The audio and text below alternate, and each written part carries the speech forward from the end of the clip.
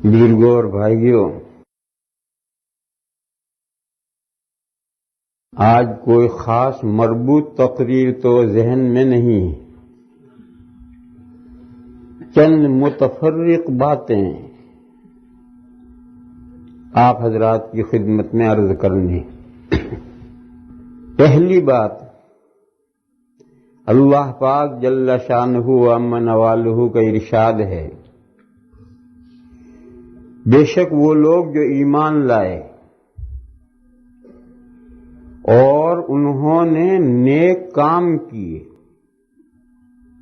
ان قریب بنائیں گے اللہ تعالی ان کے لیے محبت۔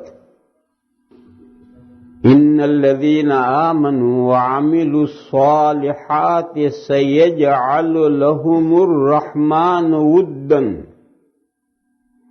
مومنین کے لیے، نیکوکاروں کے لیے ان قریب اللہ تعالی نہیں، اللہ کی صفت رحمان، ان قریب مہربان اللہ ان کے لیے محبت گردانیں گے، محبت بنائیں گے، ان میں محبت پیدا کریں گے۔ اس آیت کریمہ کا مطلب یہ ہے کہ مؤمنین اور صالحین، نیکوکار اور اچھے کام کرنے والوں کے درمیان محبت ہونی چاہیے۔ مفسرین کرام نے یہ لکھا ہے کہ اس آیت کے کریمہ کا یہ مطلب نہیں ہے کہ مومنین اور نیکوکاروں کے درمیان، صالحین کے درمیان میں کوئی جھگڑا، نزاع، اختلاف، بغض، عداوت، کینہ، نفرت نہیں ہوتی۔ نہیں، یہ آیت کریمہ کا مطلب نہیں ہے۔ یہ تو انسانی چیزیں ہیں، انسانوں کے درمیان میں معمولی باتوں پر یہ چیزیں پیدا ہوتی رہتی ہیں، مگر یہ چیزیں جڑ نہیں پکڑنی چاہیے، یہ چیزیں دلوں میں گھر نہیں کرنی چاہیے۔ اگر اتفاقاً یہ چیزیں پیدا ہو جائیں تو بہت جلد ان کو دلوں سے دور کر دینا چاہیے اور ان کو میل ملاپ اور محبت کے ساتھ رہنا چاہیے۔ اللہ تعالیٰ کو یہ پسند ہے کہ مومنین اور صالحین کے درمیان میں محبت ہو۔ جنت کی خصوصیات میں سے یہ خصوصیت یہ ہے، وَنَزَعْنَا مَا فِي صُدُورِهِم مِّن غِلٍّ إِخْوَانًا، اور کھینچ لیں گے ہم اس میل کو، اس کینے کو، اس زنگ کو جو جنتیوں کے دلوں میں تھے دنیا میں، اور وہ بھائی بھائی ہو جائیں گے۔ دنیا میں جو کچھ اختلافات، جھگڑے ٹنٹے تھے، وہ سب اللہ تعالیٰ جنت میں دلوں سے دور کر دیں گے، اور جنت میں پہنچنے کے بعد میں سب جنتی بھائی بھائی ہو جائیں گے۔ یہ جنت والی جتنی باتیں ہیں وہ سب اس دنیا میں بھی پیدا کرنے کی کوشش کرنی چاہیے۔ اگر جنت والی باتیں اس دنیا میں ہم پیدا کر لیں تو یہی دنیا جنت بن جائے۔ ایک روایت میں ہے کہ تیری بیوی یا تو تیری جنت ہے یا تیری دوزخ۔ معلوم ہوا کہ فیملی لائف اس دنیا میں جنت کا نمونہ بھی ہو سکتی اور جہنم کا نمونہ بھی ہو سکتی۔ اگر جنت والی باتیں پیدا ہو جائیں گی تو فیملی لائف جنت کا نمونہ ہو جائے گی، اور خدا نخواستہ جہنم والی باتیں گھر میں پیدا ہو جائیں گی تو دنیا میں رہتے ہوئے زندگی میں جہنم کا نمونہ سامنے آ جائے گا۔ تو اس لیے ہر انسان کو یہ کوشش کرنی چاہیے کہ جنت کے جو احوال ہیں وہ احوال ہم یہاں پیدا کریں۔ لہذا اگر دلوں میں میل پیدا ہو جائے، دلوں میں زنگ آ جائے تو اس سے جلد نکالنا چاہیے، ہٹانا چاہیے۔ وہ حدیث شریف تو آپ کو یاد ہوگی کہ اگر کسی دنیاوی معاملے سے آپس میں اختلافات، لڑائی جھگڑا، مخالفت، دشمنی پیدا ہو جائے اور بول چال بند ہو جائے تو زیادہ سے زیادہ 3 دن پورے نہیں ہونے چاہیے۔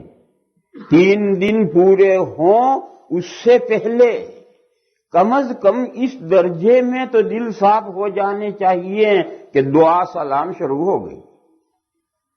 چاہے پہلے جیسے یارانہ تھا ویسا یارانہ نہ رہے.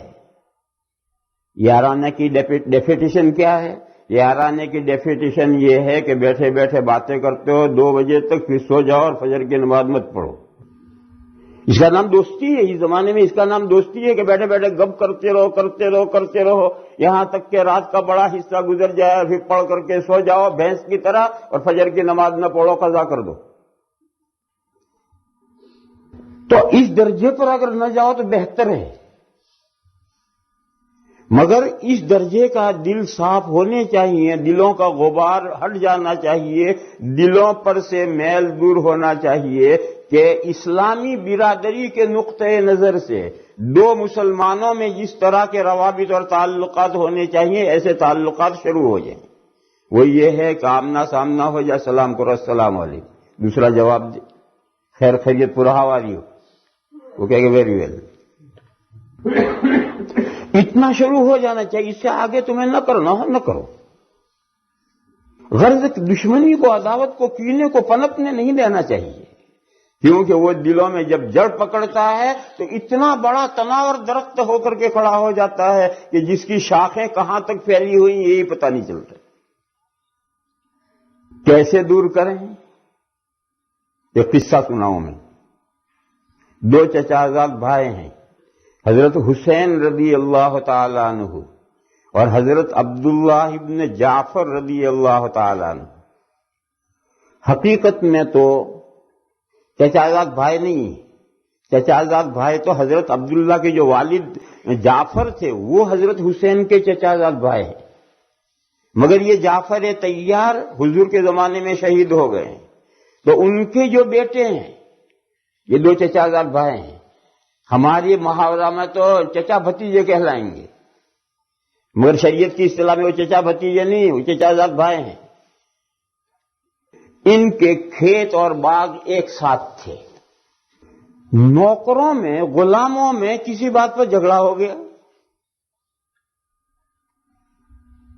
وہ جھگڑا اتنا بڑھا کہ ان دونوں کھیتوں کے اور باغوں کے جو مالک تھے ان میں جھگڑا ہو گیا، حضرت حسین میں اور حضرت عبداللہ ابن جعفر میں. حالانکہ عبداللہ ابن جعفر بہت چھوٹے ہیں، بھتیجے کے بمنزلے ہیں، ان میں جھگڑا ہو گیا. اور اتنا شدید جھگڑا ہو گیا کہ بول چال بند. خیر 1 دن گزرا، 2 دن گزرا، تیسرے دن حضرت عبداللہ ابن جعفر نے، جو چھوٹے ہیں، جو بمنزلے بھتیجے کے ہیں، انہوں نے خط لکھا حضرت حسین کو، پرچہ لکھا. پرچے میں لکھا کہ بھائی جان، میرے اور آپ کے درمیان میں بول چال بند ہو گئی ہے جھگڑے کی وجہ سے، اور آج تیسرا دن ہے، اور حضور اکرم صلی اللہ تعالی علیہ وسلم کا کیا ارشاد ہے وہ آپ کو معلوم ہے. لہذا آج تیسرا دن ہے، یہ دن ختم ہونے سے پہلے ہمارا جھگڑا ختم ہونا چاہیے. اور وہ جھگڑا ختم ہونے کی صورت یہ ہے کہ آپ تشریف لائیں، مجھ سے معافی مانگیں تو میں معاف کر دوں گا. اور یہ چانس میں آپ کو دے رہا ہوں، آپ بڑے ہیں، عمر میں بھی بڑے ہیں، علم و فضل میں بھی بڑے ہیں، تو معافی مانگنا یہ ایک بڑائی ہے، یہ بڑائی کا چانس میں آپ کو دے رہا ہوں. اور اگر آپ اس کے لیے تیار نہیں ہیں تو میں معافی مانگنے کے لیے حاضر ہو رہا ہوں. خط پہنچا، حضرت حسین نے پڑھا اور فرمایا بھی میری لنگی لاؤ، چادر لاؤ، رومال لاؤ. اور رومال اٹھایا، کندھے پر ڈالا اور حضرت عبداللہ کے گھر گئے اور معافی مانگی. انہوں نے معاف کر دیا، 2 بھائی گلے مل گئے. اور شاید پہلے جتنے تعلقات استوار تھے اس سے زیادہ استوار ہو گئے ہوں گے، کم نہیں ہوں گے. وہ دلوں کا میل تو نکل ہی گیا ہوگا، اس سے زیادہ دلوں کے اندر قدر و محبت بڑھ گئی ہوگی. تو معاملات حل کرنے کا تو بہت آسان طریقہ ہے. اگر ہم چاہیں کہ بھئی آپ آئیے معافی مانگیے، آپ نہیں آتے میں تیار ہوں. یا تو آپ آ کر مجھ سے معافی مانگیے یا میری معافی قبول کیجیے. جب ایک معافی مانگ رہا تو دوسرا کب تک اینٹا رہے گا؟ جھگڑے بڑھتے کب ہیں؟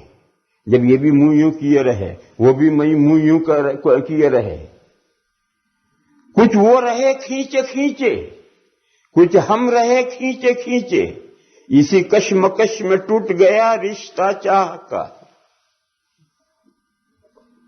ختم ہو گئی۔ آہستہ آہستہ وہ دلوں میں سے محبت سرے سے ختم ہو جائے گی، پھر ادھر کچھ لوگ کچھ ادھر لوگ بیچ میں پڑیں گے اور صلح صفائی کرائیں گے، تب بھی وہ دلوں میں وہ بات پیدا نہیں ہوگی، چاہ کا رشتہ ٹوٹ گیا۔